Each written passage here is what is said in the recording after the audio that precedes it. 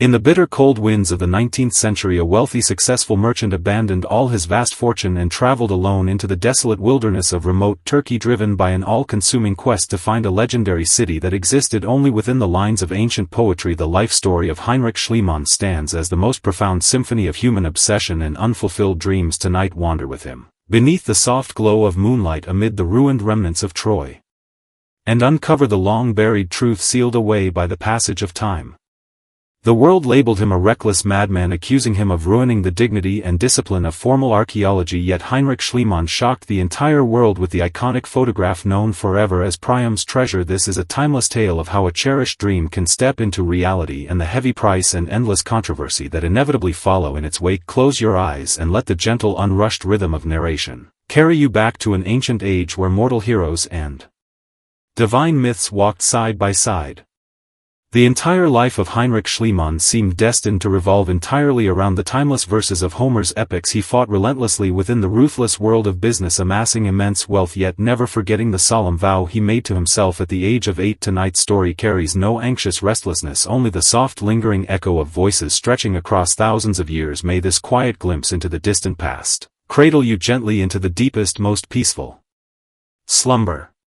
When a person chooses to believe wholeheartedly in every word of an ancient tale, reality often bends quietly to make way for their faith. Within the cold, exclusive academic salons of the late 19th century, Heinrich Schliemann stood apart as an awkward, misunderstood outsider. Esteemed scholars mocked his rough, unpolished manners and ridiculed his stubborn ambition to dig deep into barren wilderness in search of an ancient city they dismissed as nothing more than poetic fiction. Tonight let the soft warm glow of flickering hearth fire stay with us as we wander fully into the untold story of his life. He once stood upon the barren mound of Hazarlik, clutching a worn, tattered copy of the Iliad in his hand, surrounded only by the lonely sound of wind and distant barking of wild dogs. Yet in his mind he heard the thunderous roar of war chariots echoing from 3,000 years in the past. This bold, relentless merchant eventually reached into the quiet earth and lifted forth gleaming gold.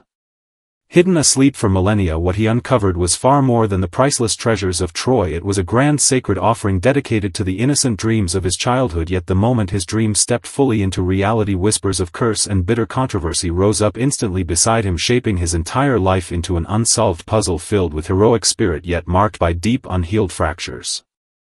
The story begins not with gleaming ancient gold relics but with the dim glow of kerosene lamps in a remote small village nestled in northern Germany. As a young boy, Heinrich Schliemann sat upon his father's knees, listening intently to ancient legends of Troy, consumed and burned to ashes in brutal war. At the age of 8 he gazed upon an old illustration depicting Troy's towering, impenetrable stone walls. He turned to his father and asked where this city lay in the modern world, only to be told it existed merely as myth, vanished forever into dust and time. The young Heinrich stared fixed upon the drawing and spoke with calm, unyielding resolve, "I will find it one day." Reality offered no easy path leading straight into epic legend. Instead it subjected him to the harshest, roughest trials life could bring. At 14 his family fell into ruin, forcing him to drop out of school and spend 5 long years working as an apprentice inside a dim, cramped grocery store. Each day he hauled heavy wooden barrels filled with herring, swept piles of scattered wood shavings until his fingers bled raw and sore. In the darkest, loneliest hours of night his only comfort came from a wandering drunkard who would recite hundreds of lines of ancient Greek poetry. The unfamiliar flowing syllables echoed through the narrow shop like a distant call drifting down from the sacred peaks of Mount Olympus. Heinrich would pause his work, his gaze drifting past clouds of floating dust toward the distant, invisible shores of the Aegean Sea. He understood clearly that to fulfill his wild, impossible dream he first had to grow strong and build immense wealth. Money became his only staircase leading toward the lost world of epic poetry. He soon revealed almost ruthless shrewdness within the world of trade, thriving in indigo dye business in St. Petersburg and striking gold trade deals amid the chaos of the California gold rush, accumulating vast fortune amid war, disaster and human turmoil. Even as he counted endless accounts inside his grand, luxurious mansion, he knew deep within his heart all this wealth existed only to purchase the right to uncover the forgotten ancient city of his childhood promise. By 1868 Heinrich Schliemann had grown into one of the wealthiest merchants of his time. Fluent in more than a dozen foreign languages, he finally set aside his ledgers and business affairs, standing at last upon the shores of the Dardanelles, the coastline he had dreamed of since boyhood. Mainstream academic circles firmly believed if Troy had ever truly existed it must lie within a place called Bunarbashi, marked by 2 natural springs matching Homer's description of one spring warm And one cold yet Schliemann trusted no established theory, relying instead on fierce intuitive certainty. Roaming freely across the barren wilderness, he timed his own running pace, carefully calculating how long a heroic warrior clad in heavy bronze armor would need to circle the city walls 3 full times. He soon realized the uneven terrain of Bunarbashi could never allow such freedom of movement for ancient warriors and chariots. It was not until he reached the flat elevated mound of Heinrich, standing close to the coastline, that his intuition settled into unshakable certainty. Though scholarly experts scoffed openly at his unorthodox method of using ancient poetry as a guide for archaeological excavation, Schliemann was consumed entirely by a profound sense of sacred mission. Writing in his diary, "Every choice I make is guided directly by Homer himself." He hired hundreds of local laborers, carving a massive deep trench straight through the heart of the ancient mound. His crude, direct excavation style nearly destroyed precious layered relics future archaeologists would spend lifetimes studying. He moved forward like a man mad with longing, eager to cast aside every obstacle and reach the ancient dream hidden deep beneath the earth. This overwhelming urgency stemmed partly from his bold, untamed merchant spirit and partly from quiet fear of growing old, terrified that death would claim him before he could prove the myths were more than empty words written on paper. On a quiet early morning in May 1873, fate finally unveiled its hidden face to this devoted, relentless seeker. At the base of an ancient stone wall within the excavation site, Schliemann caught a faint, unusual glimmer shining through the dusty earth. It was a layer of ruin scarred by traces of ancient fire, with the faint edges of bronze artifacts peeking through the soil. Schliemann held his breath, fully aware he stood upon the threshold of a discovery that would rewrite human history. Without warning, he announced to all workers, "Today we celebrate my birthday. You may all leave early for holiday." The laborers cheered and departed, leaving only Schliemann and his young Greek wife Sophia standing beneath the burning sun. Ignoring the constant danger of collapsing walls, he knelt down, digging frantically into the dirt with a small folding knife. As layers of soil fell away, brilliant golden light burst forth. After spending 3,000 years trapped in darkness, golden headpieces, delicate necklaces, engraved bracelets, and sacred golden goblets lay before them, still holding the faint lingering warmth of a fallen ancient empire. Trembling with emotion, Schliemann carefully gathered every golden artifact, tucking them gently inside his wife's red woolen shawl. Smuggling them secretly back to their camp, he proclaimed with unrestrained joy that these priceless relics were none other than Priam's treasure, the long-lost legacy of Troy's tragic doomed king. Later, a single famous photograph spread across every corner of the globe, capturing Sophia wearing the 3,000-year-old golden crown, her expression calm, solemn, and timeless. In that instant, the entire world stood stunned by the impossible dream of a former merchant. He had unearthed not merely piles of gold, but awakened the deepest romantic imagination buried within humanity's collective subconscious. Yet behind the fame and the photograph, bitter disputes over treasure ownership and scandal over his secret unauthorized removal of relics rose instantly to the surface. Schliemann soon realized that once a dream comes true, it drags you inevitably into the tangled, messy quagmire of harsh reality.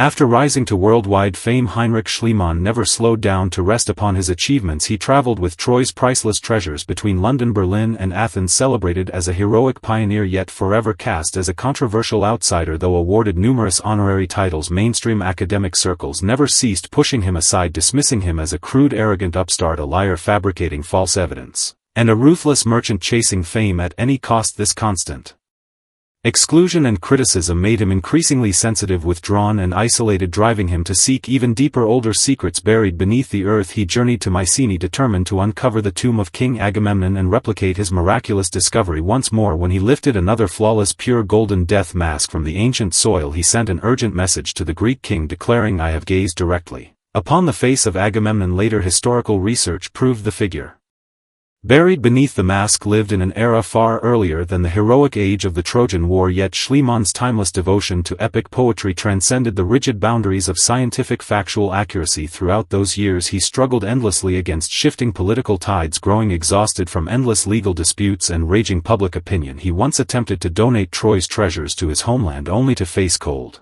rejection. Wandering alone through Berlin's train stations, he carried enough golden relics to purchase half a city hidden close to his chest. Once the unbeatable, powerful giant of the business world, he finally understood what his heart truly craved. It was never more wealth or treasure, but a single sincere acknowledgement from the arrogant scholarly circle, admitting simply that you were right.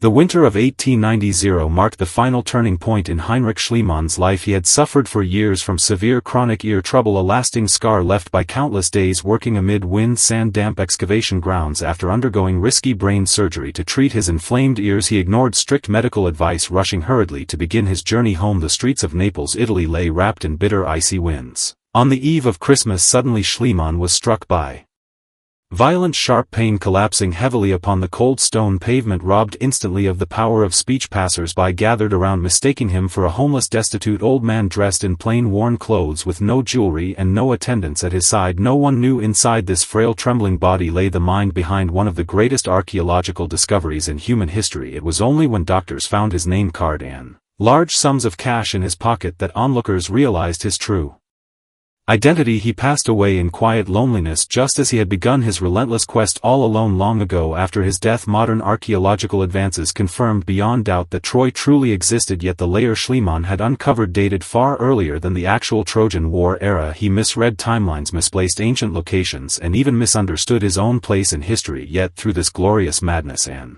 beautiful error, he opened an irreplaceable door leading humanity back into the lost Bronze Age. What Heinrich Schliemann truly left behind for the world may not be the golden artifacts resting silently inside museum display cases. It is instead the pure childlike courage to believe firmly that miracles can take root and come true. He planned every step with the rational calculation of a shrewd merchant, yet pursued his vision with the wild, passionate heart of a boy clinging to poetic dreams. If you linger tonight trapped in shadows of self-doubt, remember the young apprentice reciting poetry beside heavy herring barrels. He proved that dreams dismissed by the world as mere ruins, empty illusions, can rise up from the soil and shine as immortal stars if someone devotes an entire lifetime digging faithfully for them. The tale fades gently into the quiet night along with the last warmth of the hearth. May you find your own unbreakable, everlasting Troy within the peaceful realm of your dreams. The world has fallen quiet, your breathing soft and light. May your night hold the grandeur of ancient epics and the gentle calm of flowing mountain streams. Good night.